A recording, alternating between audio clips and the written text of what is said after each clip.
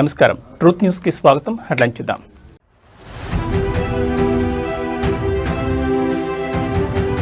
మూసీ పునరుద్ధరణపై వాడివేడి చర్చ.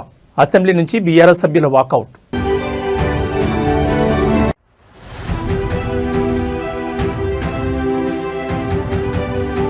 మూసీ ప్రక్షాళన కావాలా వద్దా? ప్రధాన ప్రతిపక్షానికి సీఎం రేవంత్ సూటి ప్రశ్న.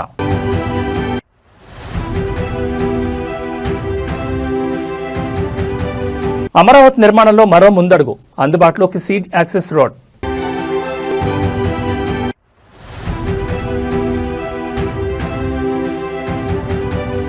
నకిలీ మద్యం కేసులో ముదురుతున్న విచారణ. ఎక్సైజ్ పోలీసుల కస్టడీలోకి జోగి బ్రదర్స్.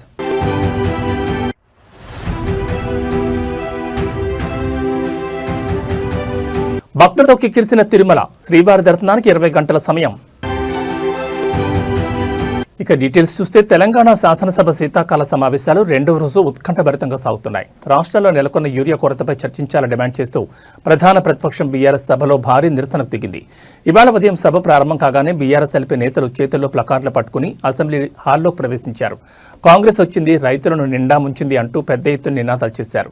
రైతులకు సకాలంలో యూరియా అందక ఇబ్బందులు పడుతున్నారని, వెంటనే సరఫరాను మెరుగుపరచాలని వారు డిమాండ్ చేశారు.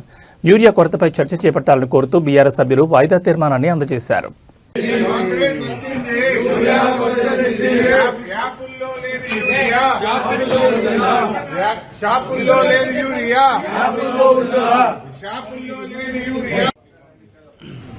కాంగ్రెస్ వచ్చింది,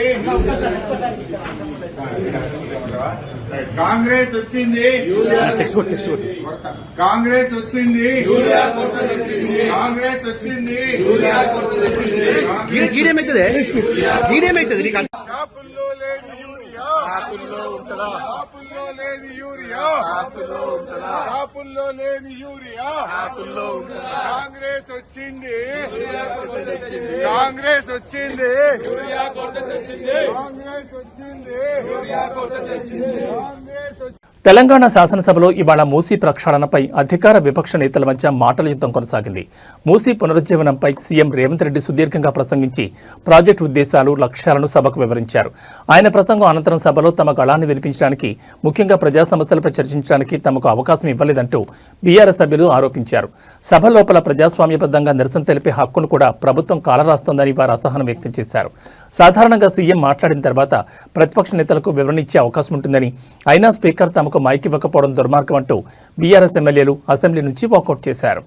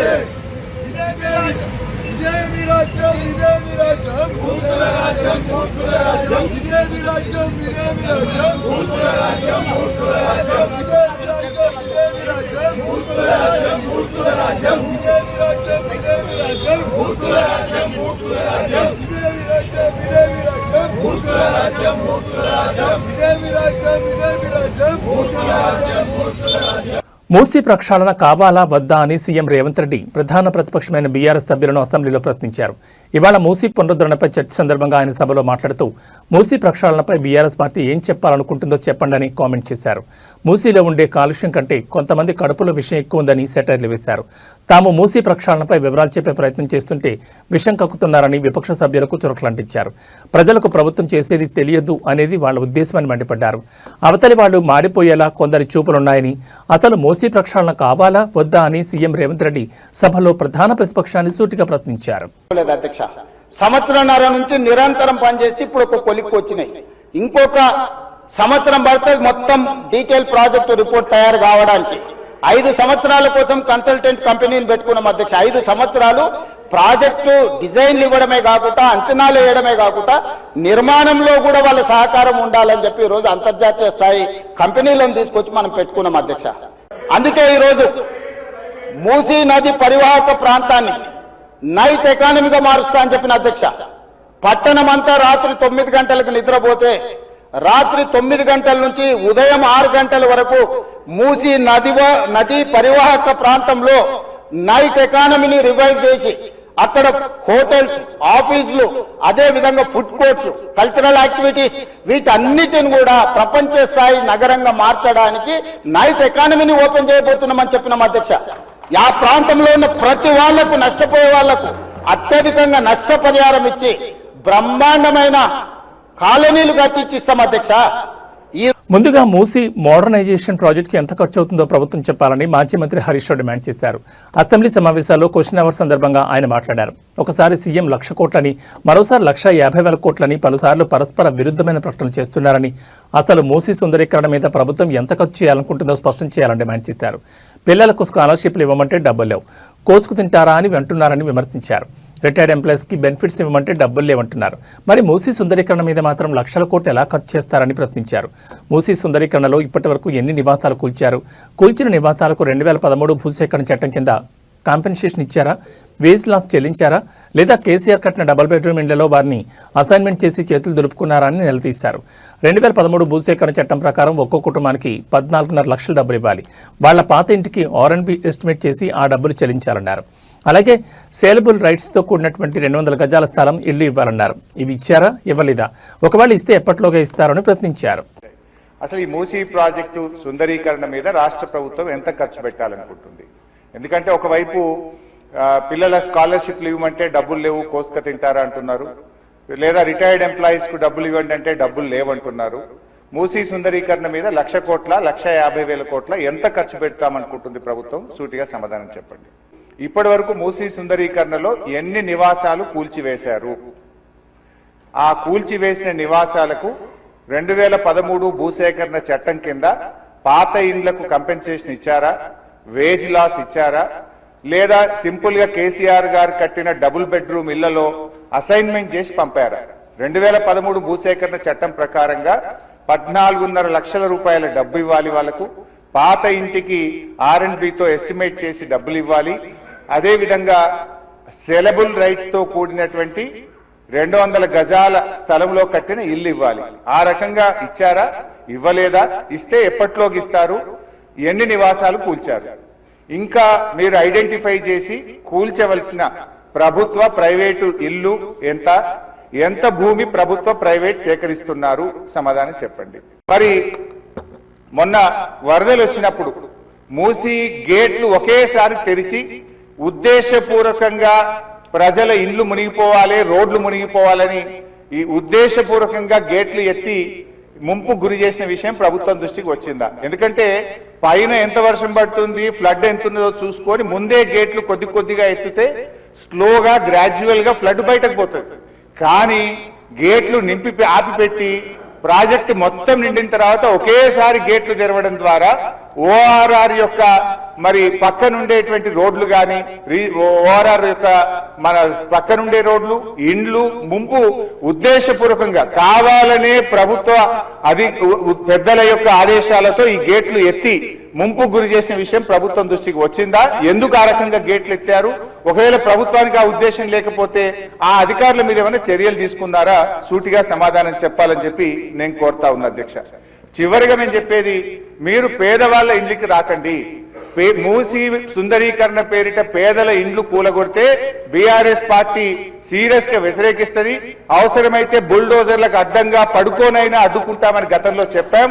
ఖాళీ స్థలాలు ఉన్నాయి, మీరు ఖాళీ స్థలాల్లో దాన్ని డెవలప్ చేయండి.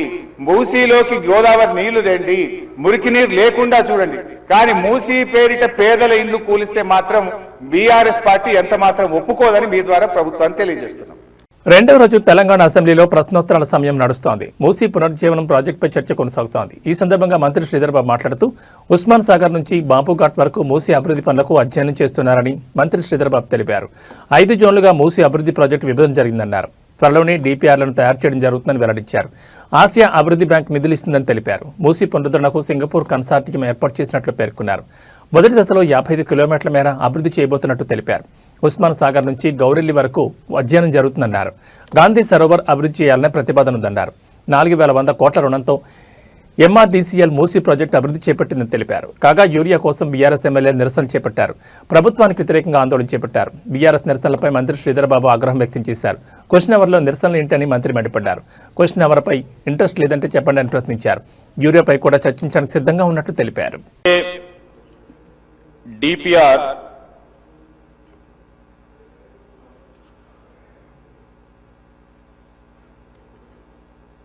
Sir, we have divided zones. First, zone 1, zone 2, zone 3, zone 4, zone 5. Zone 1, what I says 21 kilometers ka hai. All these days, lots of exercise has been done. Now, the DPR is on the process and DPR will be completed in next 4 weeks. And we are hopeful and we are taking very serious steps that the works will begin in February, March of 2026. And we have a plan, but any cost, the zone 1 should be completed by 2 years. Zone 1. Zone 1 is, phase 1 is 1 kilometer. अब बताया वो Ananthagiri hills से 21 kilometers till Gandhi, this thing. నకిలీ మద్యం కేసులో నిందితుల విచారణ కొనసాగుతోంది. కేసులో నిందితులైన మాజీ మంత్రి జోగి రమేష్తో పాటు ఆయన సోదరుడు రామును ఎక్సైజ్ పోలీసులు 3 రోజుల పాటు కస్టడీకి తీసుకోనున్నారు. ఈ మేరకు అధికారులు వేసిన పిటిషన్కు కోర్టు అనుమతించింది. దీంతో విజయవాడ జైలు నుంచి జోగి బ్రదర్స్ను ఎక్సైజ్ పోలీసులు విజయవాడ ఈస్ట్ ఎక్సైజ్ స్టేషన్కి తరలించారు. నకిలీ మద్యం కేసులో 3 రోజుల పాటు వారిని విచారించనున్నారు. అయితే నకిలీ మద్యం కేసులో జనార్దన్ రావు, జగన్మోహన్ రావు సోదరులకు జోగి బ్రదర్స్ అండగా ఉన్నారనే ఆరోపణలున్నాయి. అంతేకాకుండా వారి అక్రమాలకు జోగి బ్రదర్స్ అన్ని విధాల సహాయ సహకారాలు అందించినట్లు అధికారులు ఆరోపిస్తున్నారు. ఈ మేరకు వారిపై ఆరోపణలను మోపారు. అందుకు సంబంధించిన ప్రాథమిక ఆధారాలను సేకరించిన ఎక్సైజ్ అధికారులు గత ఏడాది నవంబర్లోనూ జోగి బ్రదర్స్ను విచారించారు. మరిన్ని ఆధారాలను సేకరించేందుకు మరోమారు వారిని కస్టడీలోకి తీసుకున్నారు.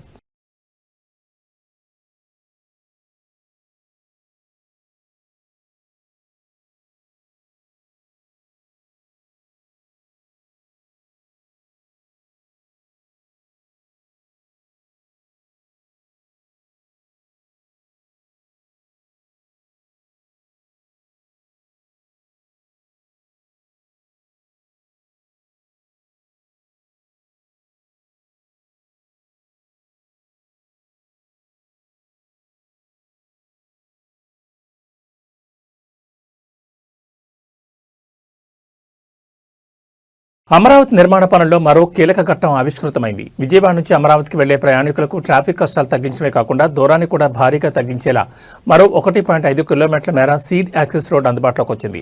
రాష్ట్ర పురపాలక శాఖ మంత్రి నారాయణ స్వయంగా ఈ రహదారిని పరిశీలించి పనుల పురోగతిపై సంతృప్తిని వ్యక్తం చేశారు. విజయవాడ అమరావతి మధ్య ప్రయాణం ఇప్పుడు మరింత సులభతరం కానుంది. కరకట్టపై వాహనాల రద్దీని తగ్గించే లక్ష్యంతో ప్రభుత్వం చేపట్టిన సీడ్ యాక్సెస్ రోడ్లో అదనంగా మరో 1.5 కిలోమీటర్ల బీటీ రోడ్డు పనులు పూర్తయ్యాయి. మంత్రి నారాయణ ఈ రోజు క్షేత్రస్థాయిలో పర్యటించి రోడ్డు నాణ్యతను తనిఖీ చేశారు. ముఖ్యంగా గుంటూరు ఛానల్పై అత్యంత ప్రతిష్టాత్మకంగా కనిపిస్తున్న స్టీల్ బ్రిడ్జ్ పనులను ఆయన నిశితంగా పరిశీలించారు. స్టీల్ బ్రిడ్జ్ నిర్మాణం పూర్తయితే అమరావతికి అనుసంధానత మరింత పెరుగుతుందని, రాజధాని నిర్మాణంలో ఇది ఒక ఇంజనీరింగ్ అద్భుతంగా నిలుస్తుందని మంత్రి తెలిపారు. పనులను నిర్ణీత గడువులుగా పూర్తి చేయాలని అధికారులకు ఆదేశాలు జారీ చేశారు.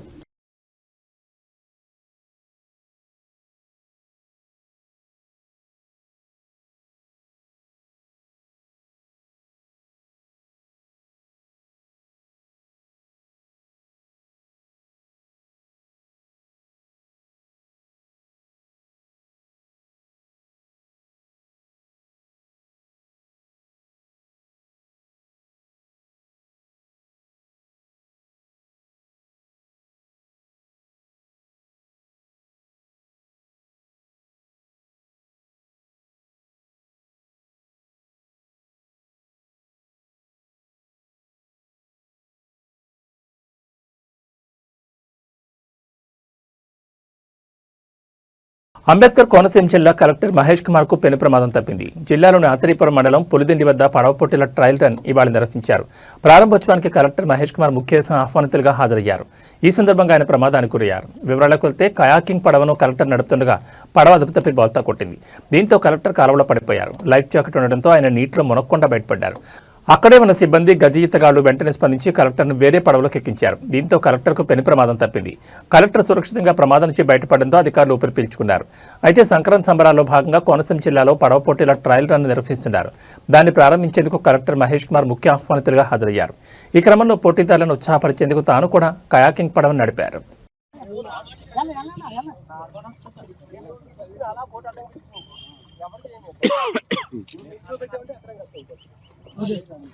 బాగానే ఉంది కదా, ఫోటోలు బాగానే వస్తున్నాయి.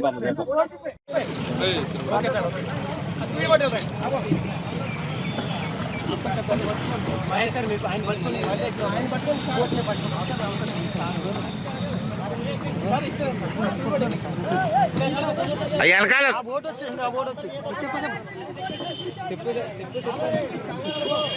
కంగారు పడకు.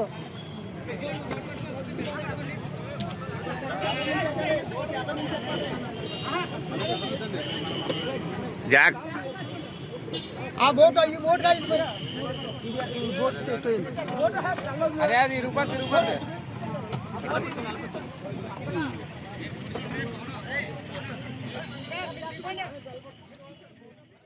హైదరాబాద్ శివారు ప్రాంతాలను ఇవాళ తెల్లవారుజామున దట్టమైన పొగమంచు కమ్మేసింది. మంచు తీవ్రత ఎక్కువగా ఉండడంతో రోడ్లు, భవనాలు కనిపించని పరిస్థితి నెలకొంది. ముఖ్యంగా నగర శివార్లలోని ఇబ్రహీంపట్నం, నాగార్జున సాగర్ హైవే, మేడ్చల్, తుమ్కుంట, షామీర్పేట్, గండిపేట, మోకిల, పటాన్చెరు, వికారాబాద్, రాజేంద్రనగర్, ఆదిబట్ల తదితర ప్రాంతాల్లో జీరో విజిబిలిటీ నమోదైంది. దీంతో ఉదయాన్నే రోడ్లెక్కిన వాహనదారులు, ఆఫీసులకు వెళ్లే ఉద్యోగులు తీవ్ర ఇబ్బందులు ఎదుర్కొన్నారు. పొగమంచు కారణంగా శంషాబాద్ ఎయిర్పోర్ట్ మార్గంతో పాటు బెంగళూరు జాతీయ రహదారిపై వాహనాల రాకపోకలకు తీవ్ర అంతరాయం ఏర్పడింది. ఎదురుగా వచ్చే వాహనాలు కనిపించకపోవడంతో డ్రైవర్లు తమ వాహనాలను రోడ్డు పక్కన నిలిపేశారు. ఫలితంగా శంషాబాద్ నుంచి పాలమాకుల వరకు సుమారు 10 కిలోమీటర్ల మేర భారీగా ట్రాఫిక్ జామ్ అయింది. అటు ఔటర్ రింగ్ రోడ్పై కూడా మంచు ప్రభావం ఎక్కువగా ఉండడంతో ప్రయాణికులు ఇబ్బంది పడ్డారు. మరోవైపు హైదరాబాద్ విజయవాడ జాతీయ రహదారిపై కూడా పరిస్థితి ఇలాగే ఉంది. అబ్దుల్లాపూర్ మెట్ వద్ద 10 అడుగుల దూరంలో ఉన్న వాహనాలు కూడా కనిపించినంతగా పొగమంచు కురుస్తోంది. విజిబిలిటీ పూర్తిగా తగ్గిపోవడంతో వాహనదారులు హెడ్లైట్లు, ఇండికేటర్లు వేసుకుని నెమ్మదిగా వెళ్లాల్సి వచ్చింది. రానున్న రోజుల్లో ఉష్ణోగ్రతలు మరింత తగ్గే అవకాశం ఉండడంతో వాహనదారులు ప్రయాణాల్లో జాగ్రత్తలు పాటించాలని అధికారులు సూచిస్తున్నారు.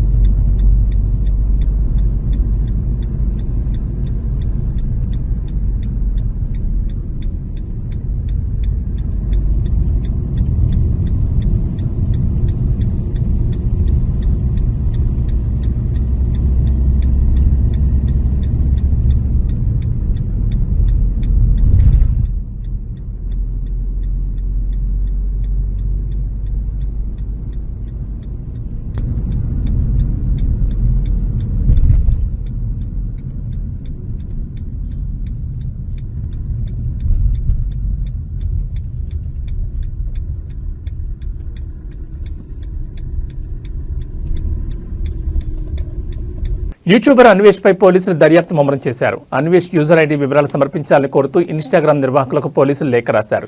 ఇన్స్టాగ్రామ్ నుంచి రిప్లై కోసం పోలీసులు వేచి చూస్తున్నారు. కాగా ఇటీవల హిందూ దేవతలపై అన్వేష్ చేసిన వ్యాఖ్యలు తీవ్ర దుమారాన్ని రేపాయి. విదేశాల్లో ఉంటూ దేవీ దేవతలపై అన్వేష్ వివాదాస్పద కామెంట్స్ చేయడంపై సర్వత్రా విమర్శలు వెలువెత్తున్నాయి. అన్వేష్ను వెంటనే అరెస్ట్ చేయాలంటూ డిమాండ్లు వినిపిస్తున్నాయి. అంతేకాకుండా ఈ వ్యాఖ్యలపై పంజాగుట్ట పోలీస్ స్టేషన్లో అన్వేష్ పై సినీ నటి బీజేపీ నేత కరాటే కళ్యాణి ఫిర్యాదు చేశారు. దీంతో పోలీసులు అతడిపై బీఎన్ఎస్ సెక్షన్లు 352, 79, 299 ఐటీ చట్టంలోని 67 సెక్షన్ కింద కేసు నమోదు చేశారు. అలాగే తెలంగాణ వ్యాప్తంగా కూడా అన్వేష్పై వరుస ఫిర్యాదులు వస్తున్నాయి. అన్వేష్ని వెంటనే భారత్కు రప్పించాలని, అరెస్ట్ చేయాలని హిందూ సంఘాలు డిమాండ్ చేస్తున్నాయి. హీరోయిన్ల వస్త్రధారణపై నటుడు శివాజీ చేసిన కామెంట్స్ నిరసిస్తూ అన్వేష్ ఓ వీడియో చేశారు. అంతా బాగానే ఉంది, కానీ ఆ వీడియోలోనే హిందువులు దేవతగా కొలిచే సీతమ్మ వారితో పాటు ద్రౌపదిపై అన్వేష్ జగుప్సాకరమైన వ్యాఖ్యలు చేశారు. దీంతో హిందూ సంఘాలతో పాటు నెటిజన్లు కూడా ఆ వీడియోపై తీవ్రస్థాయిలో విమర్శలు గుప్పించారు.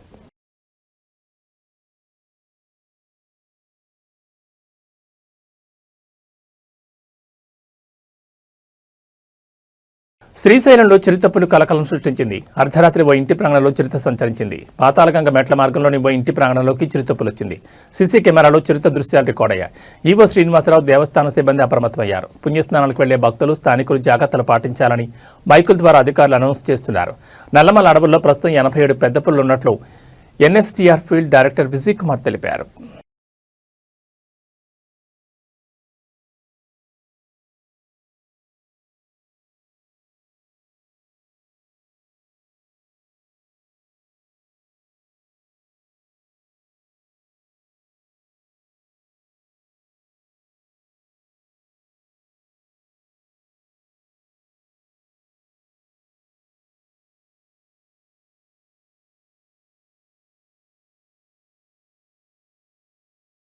కలియుగ ప్రత్యక్ష దైవం శ్రీ వెంకటేశ్వర స్వామి సన్నిధి తిరుమల భక్తులతో కిక్కిరిసిపోయింది. వరుస సెలవుల ప్రభావం, వైకుంఠ ద్వార దర్శనాల నేపథ్యంలో 7 కొండలు గోవింద నామస్మరణతో మార్మోగుతున్నాయి.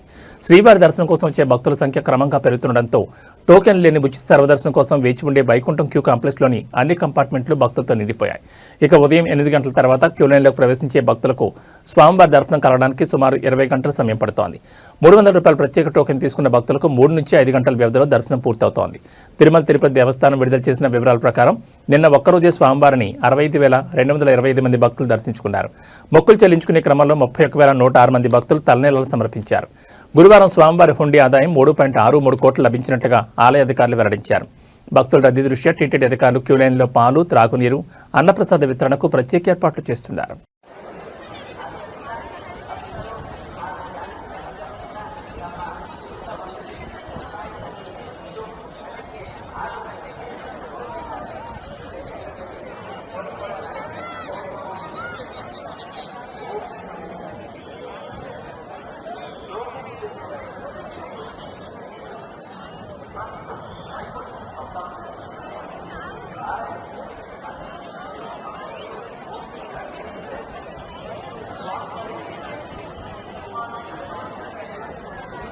ఇవి ఈ బులెటిన్ విశేషాలు. మరో బులెటిన్లో మళ్ళీ కలుసుకుందాం.